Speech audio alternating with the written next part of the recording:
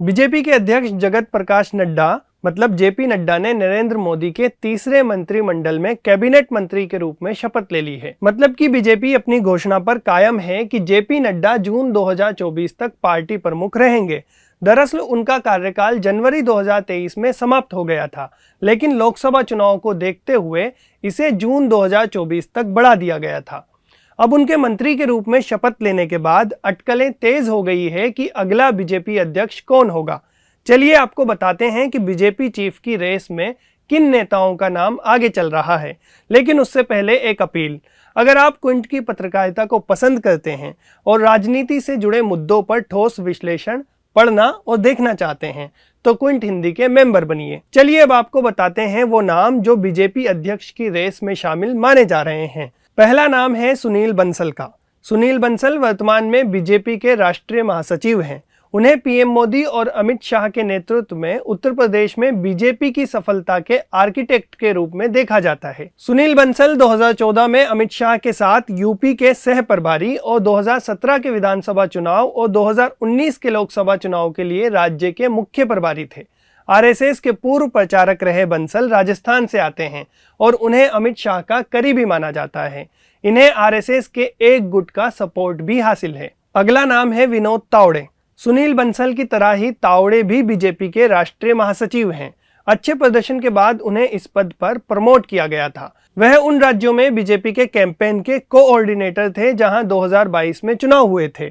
तावड़े अखिल भारतीय विद्यार्थी परिषद यानी एबीवीपी के नेता थे और महाराष्ट्र में मंत्री रह चुके हैं। तावड़े को एक सुलझा हुआ व्यवस्थित नेता माना जाता है।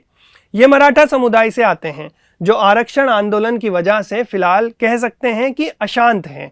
तावड़े को बीजेपी प्रमुख बनाने से इस साल के अंत में महाराष्ट्र में होने वाले विधानसभा चुनाव से पहले एक पॉजिटिव सिग्नल भी जाएगा, खासकर जब महाविकास अघाड़ी के हाथों राज्य में बीजेपी को जिस हार का सामना करना पड़ा है उसके बाद इस संकेत की अहमियत और बढ़ जाएगी। तीसरा नाम है ओम बिरला का। 2019 से 2024 तक लोकसभा अध्यक्ष रहे ओम बिरला भी आरएसएस और एबीवीपी के बैकग्राउंड से आते हैं। वह कोटा लोकसभा से फिर से चुने गए हैं। बिरला को पीएम मोदी और अमित शाह के साथ साथ आरएसएस का भरोसा भी हासिल है। अगला नाम है ओम माथुर। राजस्थान के वरिष्ठ नेता ओम माथुर आरएसएस के प्रचारक रहे हैं और उनके पास संगठन का काफी अनुभव है। उन्होंने गुजरात और उत्तर प्रदेश जैसे राज्यों में पार्टी के कैंपेन को मैनेज किया है। उनकी एक बड़ी सफलता 2023 में छत्तीसगढ़ विधानसभा चुनाव के नतीजे हैं, जहां बीजेपी ने कांग्रेस पर आश्चर्यजनक जीत हासिल की थी। अगला नाम है अनुराग ठाकुर का। पूर्व केंद्रीय मंत्री अनुराग ठाकुर केंद्रीय कैबिनेट से आश्चर्यजनक रूप से बाहर कर दिए गए लोगों में से एक हैं। उन्होंने पिछली मोदी सरकार में स्पोर्ट्स और इंफॉर्मेशन मिनिस्ट्री जैसे विभाग संभाले हैं और लगातार 5वीं बार हिमाचल प्रदेश की हमीरपुर सीट से सांसद चुने गए हैं। हालांकि ठाकुर को बीजेपी प्रमुख बनाने का मतलब होगा कि लगातार 2 हिमाचली इस शीर्ष पद को संभालेंगे।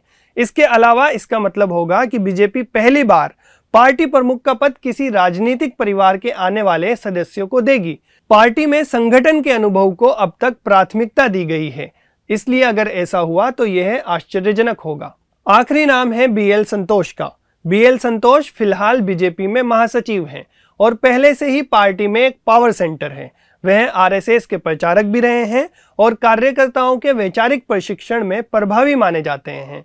हालांकि कर्नाटक बीजेपी का एक गुट राज्य में 2023 के चुनाव में हार के लिए उन्हें दोषी मानता है और उनके लिए एक यह नेगेटिव फैक्टर हो सकता है। बंसल, तावड़े और ओम माथुर के उलट बीएल संतोष मीडिया और सोशल मीडिया पर लगातार बयानबाजी के लिए भी जाने जाते हैं। बाकी खबरों के लिए देखते रहिए क्विंट और क्विंट हिंदी।